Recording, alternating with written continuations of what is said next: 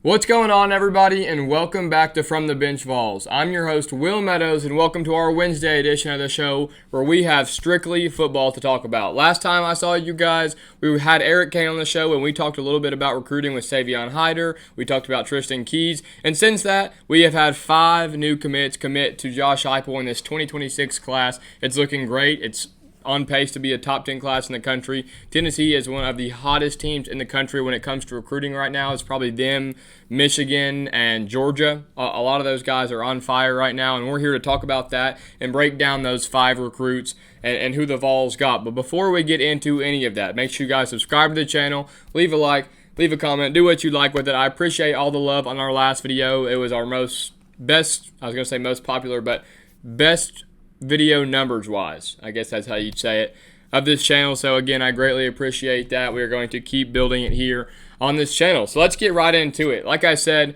we had 5 recruits since the last time we talked, and we're going to break them all down chronologically ordered, not ranking order, from earliest to latest, because 2 of them at the time of this recording just committed 30 minutes ago. So there's that, both from Jackson, Mississippi, the 2 guys that just committed. So we'll talk about the guy who committed first out of these 5 and then come back towards the date.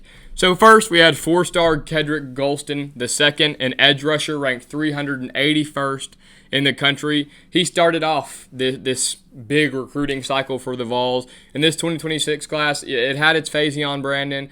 It's had its Tyreek King. It's got a lot of the offense kind of figured out. You know, we've seen Gabriel Ascenda, one of the better offensive tackles in the country. They're starting to get those defensive guys in. And I guess 1, 2, 3 of these commits are big defensive pieces. So we'll start with Kedrick Golston. Like I said, a 6'2", 220-pound edge out of Virginia. He chose the Vols over Georgia, Virginia Tech, and Rutgers. And he said, "I love the culture of Tennessee, and they have always made me feel like a priority in their system." You know, a lot of guys think that Rodney Garner and Tennessee has one of the best defensive line in the country. It's hard not to want to come play for this atmosphere. Let's not fool ourselves either. The money is nice, and Tennessee is looking like one of the premier destinations for any offense or defensive lineman. We just had an edge rusher go first round in this year's past draft. Omar Norman Lott went second round. Elijah Simmons got signed. And then this year,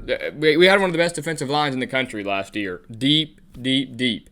You're going to be fully, I don't want to say fully rested because you're still getting after it, but it's a lot of rotation. You guys get what I'm trying to say. And I think it's going to be just that way this year. I'm not saying we have another Omar Norman Lott or another we still have Joshua Joseph. I'm not saying we have another James Pierce, but a lot of guys that are going to get after the quarterback. And Kedrick Golston II is definitely going to help that in the future. A big addition to this 2026 class, and he was the first commit of these 5. The second one was 3-star interior offensive lineman Edward Baker from Baltimore, Maryland. 6'4", 315, chose the Vols over Ole Miss and Arkansas. Just a big body guy. You know, sometimes the rankings don't always mean that. He's like top 1,000, which on paper, maybe that's not the prettiest. But obviously, Josh Heupel and his staff see something in this guy.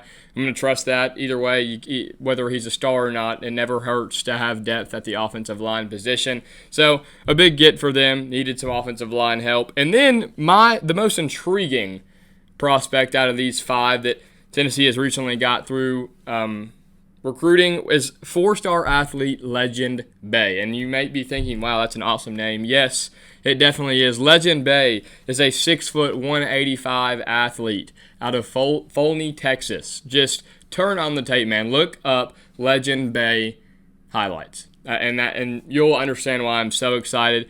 Just an absolute threat with the ball in his hands whenever it's in his hands. Plays all over the field in high school. Obviously, will just be more of probably a receiver here, but I could see him very well just being a get him the ball type of guy, whether that's in the backfield, whether that's on jet sweeps, whether that's screen passes, deep balls, you name it. Legend Bay had this to say. He said, "With my 10-1 speed," yes, you heard that right, 10-1 speed. I'll restart. "With my 10-1 speed and this spread offense, I trust Josh Heupel will use me right." 10-1 speed, ladies and gentlemen, that's not normal. He is one of the best track athletes in the country, and if you know track, you know it is ridiculous in Texas. Just an absolute freak on the track as well, and I really think that that's going to translate over to the football field as it already does, and he is one of the most highly touted prospects in the country, a top 300 player in the country, and he chose the Vols over Ohio State, Texas A&M, and Duke. And in my opinion, as a prospect, I think he's going to be better than this guy, and I hope he is. No diss towards Cam Seldon, but he reminds me a lot of Cam Seldon coming out of high school, a guy that's a little bigger for an average backfield guy. Cam Seldon was bigger than Legend Bay was, but played small high school ball and just did it all for his team, and is a freak athlete, a guy that you just say, give him the ball. Cam Seldon was one of the best athletes in the country, one of the top-ranked athletes in the country coming out of high school. His time here at Tennessee was riddled with injury, and that didn't help with Dylan Sampson, obviously, and Deshaun Bishop was, just to be quite frankly honest, a lot better than a lot of people thought he would have been. So, again, I think he's going to be better than Cam Seldon, and I hope he is. Again, not a diss towards Cam Seldon at all, but Legend Bay is one of the most explosive players in the country, and he said it by himself, man. A 10-1 speed in this spread offense, I think it's going to work. Him and Tyreek King in this 2026 class, arguably two of, if not the two fastest players in the country on the same team. I like it. It screams fireworks, it screams big plays, and it screams explosiveness. I'm very excited to see those two in orange and white 2 years down the line. And then our fourth one was Darion Albert. These fourth and fifth guys committed 30 minutes ago at the time that's recording. So when you guys watch this, it'll be yesterday they committed. From Jackson, Mississippi, ranked the 184th player in the country, 6'2", 290-pound defensive lineman, chose the Vols over UNC, UNC, Mississippi State, and Arkansas. A big-time get. Like I said, they needed to bolster up this D-line. It was going to come. The Vols have recruited pretty well on the defensive line the last few years. James Pierce was a big get. Tyree West a couple years ago. Guys like that. They're going to have their guys. They had the number one edge in the country last year.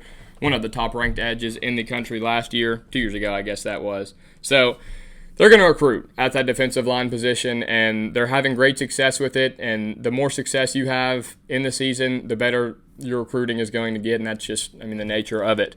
No one's going to want to come to play defensive line for the University of Tennessee if the defensive line is always bad. But they're deep. They are very well coached. Again, one of the best defensive line coaches in the country, one of the best defensive coordinators in the country, and Tim Banks. So I'm very excited about that one. But the one that I am also very excited about is four-star linebacker TJ White, who committed 5 minutes after Darion Albert, is the top 5 linebacker in the country. One that Tennessee needed in this recruiting class. Didn't have that guy at linebacker. Your linebacker's the quarterback of the defense. He's ranked the 700th. I would not be saying that he's a top 5 linebacker. He is ranked the 71st player in the country, again, out of Jackson, Mississippi. Chose the Vols over Auburn, Florida State, and Mississippi State. So, just huge gets for the Vols. Like I said, Tennessee is far and away one of, if not the most hot team on the recruiting trail right now. And I don't think that it's going to slow down anytime soon. I know that there's a lot of instant gratification with the big names like we talked about on the last episode. Tristan Keys, Savion Hyder. I don't think either of those two will be anytime soon. I'm out of water. Excuse me. Sorry about that if that was loud into the microphone. Savion Hyder, I think, would definitely be earlier than Tristan Keys. Tristan Keys is just in such an odd spot. Again, the number one receiver in the country, committed to LSU right now. He has made it very clear that he wants to play with a very good quarterback. LSU doesn't have that in the recruiting cycle yet. Now, again, they could have Michael Van Buren still there or pick up a guy in the transfer portal that's really good, but he's made it clear that he wants to play with a good quarterback, and LSU doesn't have that in their recruiting class right now. He has been committed to the Tigers for quite some time. In my opinion, with the whole Tristan Keys situation, his recruiting is far from over. I don't think that he will stay at LSU. I'm not saying that means that he's going to be a Vol. I think it's a good chance. He has made it clear that he likes what he sees with Tennessee. He feels right at home at Tennessee, loves the facility, loves the city, loves the coaches. So all good signs for Tristan Keys, but it's going to be far from over. A lot of it is going to end up on who's going to end up paying him the most money, and that's just being quite honest, because he's going to end up in a good situation regardless of where he's at. If LSU never gets a quarterback, LSU is arguably the best wide receiver school in the country. It's them and Ohio State. I mean, just turn on the tape and look at these guys in the NFL. from LSU, Brian Thomas, Malik Neighbors, Justin Jefferson, Jamar Chase. I mean, that is four top 10 receivers in the NFL right now. So he's going to be in a great spot wherever he's at. I think it's just going to come down to money and best fit. And, who wouldn't want to play with Faison Brandon? Just throws such a pretty ball, played so well at the Elite 11. I just think that he'd be a great fit here. I'm not here to convince him. He does not care what I have to say, and he'll never see this. But I think Tristan Keys would fit in perfectly with the Vols and their offense, especially with these speedy guys around him, and he can just be that X, be that guy. Tyreek King in the slot, I mean, it sounds very nice to the ear because Tyreek King is ranked number 1 in the country out of slot receivers over on Rivals. If ESPN, I think it's ESPN, it's either ESPN or 24/7, just does not have a high ranking on Tyreek King, but everybody else has him top 70 to top 30 in the country. So Tyreek King is also a go-getter, but he's been committed to Tennessee for quite a while, the hometown kid over at Knoxville Catholic. So I don't think Josh Heupel's done. I don't think the staff is done. I think there is a lot more to go with this recruiting class. Again, Savion Hyder, a big one. I think it's between us and Michigan, Tennessee and Michigan. I think that's going to take some time, but, I mean, it's hard to watch Tennessee, the way they just run the ball down everybody's throat here lately. How good Dylan Sampson was last year. I mean, dang near the stats were good enough to be a Heisman finalist. Just really put the offense on his back at some points in time. Savion Hyder is one of the best high school prospects at the running back position we've seen in recent years, really since Bijan Robinson. Just a mountain of a running back, stout, very north and south, but can make people miss. Would be, of course, why would the number 1 running back not be a good fit for Tennessee? The number 1 running back would be a good fit for anywhere that likes to run the ball. So kind of not a dumb statement, but a dumb statement. So I think this recruiting class is far from finished. I think Tennessee has a lot to do. A lot of players they're still in contention for. Some guys that they can flip, i.e. Tristan Keys and some other guys that are still coming on their official visits or were just here the last 2 weekends that they had so many guys. So far from over. Tennessee is one of the hottest teams on the recruiting trail in the country. The money's looking good. The coaches are looking good. The facilities are looking good. And people are liking what they are seeing with the Tennessee Volunteers. And I think that this is definitely on pace to be a top 10 class, like I just said. And if they're lucky, a top 7. Not if they're lucky, but if they can keep it going, I think it can be a top 7 class in the country. So we'll see how that all ravels out. I mean, with recruiting these days, you never know, and that's goes the same way. Could go wrongly for us, if that's a word. Could go wrong for us. Sorry about that. I mean, guys can flip in an instant. It seems like the word commitment is becoming less and less important every day in this world of college football, which I'm not saying it's a bad thing. I'm not one of those people that's going to sit on here and talk about how bad the state of college football is. We still love it. As much as everybody wants to say what's happening to the game I love, you still love college football. And in, 8 weekends, you are going to turn on that TV so happy to see college football and hear Reese Davis and Kirk Herbstreit, and you'll be kicking your feet on your recliner and be so happy. So everybody who's like, what's happening to the sport I love? Nothing. You are still going to love it. These guys are still going to be ridiculously good. College football will always have its tradition, have its fan base, all the things, and college football is still going to be the best sport in the world, in my humble opinion. So, like I was just saying, in 8 weeks, the football season starts. I think that's 8 weekends, 8 Saturdays from now. Joey Aguilar and the boys, Josh Heupel and the boys. We don't know exactly who that quarterback is yet.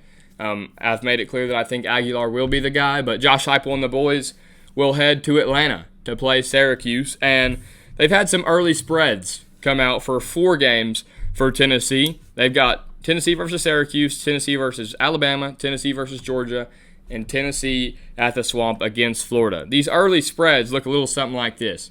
Tennessee minus 12.5 against Syracuse. Pretty good. Vegas thinks Tennessee's going to win that game, neutral site game. Tennessee plus 7 against Georgia. Tennessee plus 12 against Alabama.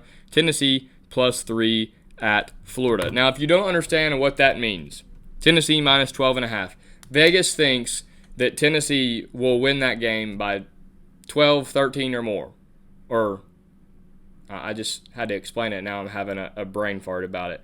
Tennessee's got to win that game by more than 12.5 points, and that's what they think is going to happen. They think Tennessee, for instance, 27-14, the spread right there. That's 13 points. Tennessee against Georgia, +7. They think Georgia is a touchdown favorite against the Vols in Neyland. Tennessee, +12 against Alabama, so on and so forth. You get it. Bama, 36, Tennessee, 24. So you get what I'm saying. My opinion on these spreads, I think Syracuse is about right. I think that game's going to start off slow. Just a lot of new faces out there for Tennessee, especially on that offensive end. A whole new receiver room, not new, but guys that aren't too experienced on the football field, not played a lot of meaningful snaps. I still think they're going to be very good. I am as high on Mike Matthews as anybody in the country right now. But a new quarterback as well, no matter who it is, neither of them have played meaningful snaps in the SEC for an SEC team. The running backs are, they're not new, but they have not had this number one role because they've been behind Dylan Sampson. Deshaun Bishop, we're going to talk about this running back room, by the way, on Friday. Pick back up on our position group spotlights and things of that nature. But Star Thomas is your third best running back, in my opinion, and that's a really good sign. Peyton Lewis is going to be very good, showed a lot of good signs and a lot of potential last year. And Deshaun Bishop, man, if he can just learn how to pass block, and I think he will, he can be one of the best running backs in the country, in my opinion. So explosive, so north and south, run it down your throat, and I think that they will get started slow early against Syracuse. Excuse me for that. And then pick it up. That defense is going to get some stops, and they'll get the run game going. And I've got Tennessee over Syracuse. That's a good one. Tennessee against Georgia, man. I'm not going to lie. A lot of people are saying smash Georgia. -7. And I don't hate it. I'm not going to talk too much on that one. You guys know how I feel. I think Tennessee's going to beat Georgia. That was my record prediction. I would not put money on it, though. You can have a prediction, but you don't have to put money on it. I'm not a big bettor as it is, so especially I would never, ever in a million years. I'm not at advertising betting. I'm not saying it's a smart thing to do. I would never in a million years bet on Tennessee because I'm already mad enough if they lose, and if I lost money in the process, I'd be even more mad. It's two things that don't go together, betting in Tennessee for me. And I don't bet on the Bills. I don't bet in general, but I would not bet on these teams right here. Just too much pride and too much care for the game itself to be putting money on it. Tennessee at Bama, +12. I kind of like Tennessee's odds in that one. I think that that game will be closer than 12 points. I think Bama will probably win because we know how it is on the road for the Vols right now, or since Josh Heupel's been here. But I think it'll be closer than 12 points for sure. And Tennessee versus Florida, I +3. I'm going to be very honest with this one. I know I picked us to lose this one. Excuse me. I picked us to lose this one in our latest record prediction. I'm going to stick with that, and I promise if they lose that, I don't want to promise because I care about you guys and I want to break a promise. I would not be confident that it is by less than 3 points is all I'm going to say. If that game is at night in the Swamp, Tennessee will lose that game by 20. I'm just being honest. It's the Swamp curse. I'm not going to pick Tennessee to win in the Swamp until they do it. And I hope I'm proved wrong this year, but I just think Florida is going to be a solid football team this year. DJ Lagway is going to be one of the best quarterbacks in the country. I don't like that. If you are wanting to bet on that game, I would take Florida and put a lot of money on it and run. So that's just how I feel about that. There's a lot of stuff coming up here soon in the next few weeks. A lot more recruiting. Obviously, there's a lot of transfer portal baseball talk. We'll talk a little bit about that, but we've just been so heavy on the recruiting for football. So I want to talk solely on that today and talk a little bit of football with you guys. The baseball transfer portal is incredible. Tony V is hitting that transfer portal hard. There's a lot of versatility in these guys, two-way guys. Got one of the better arms in the transfer portal in Landon Mack out of Rutgers. I guess that was 2 nights ago by the time you were watching this. So just a lot going on in the world of Tennessee athletics right now. SEC Media Day for football is coming up soon. We're going to talk a little bit about that on our next episode, who I think that will be taken to Nashville with Josh Heupel to talk because, a lot of times that's a quarterback, but because it's such a leadership position, We don't know who that is yet. It wasn't a quarterback last year, obviously, because Nico was younger, not really a captain on last year's team. But it'll be interesting to see who is taken for SEC Media Day. So a lot coming up, a lot going on. Recruiting is not going to stop anytime soon. And before you know it, fall camp will start after SEC Media Day. And football will be here. It will be football time in Tennessee. I'm so excited for it. I know you guys are just as excited as I am. SEC Media Day should be good. It's kind of the start of the year almost for the team. That's the first time that we've got coaches and players in front of a microphone talking about how they feel about their team. You know, every coach is going to say, oh, well, we expect to win a championship, because that's the mindset you got to have. But you get what I mean. These guys are finally going to talk to the media, not guys watching practice and talking about how they feel about practice. The guys that are participating in practice or coaching at practice are there letting you know how they feel about their team and where they are at. But I appreciate you guys for joining in on today's episode of From The Bench Vols. That's all but going to do it for us. I appreciate you guys for joining in on this one. I hope everybody has a good rest of their Wednesday. I hope they have a good Thursday, and I will see you guys on Friday morning. Make sure you guys are there for that one as well. I appreciate you guys for tuning in, and go Vols.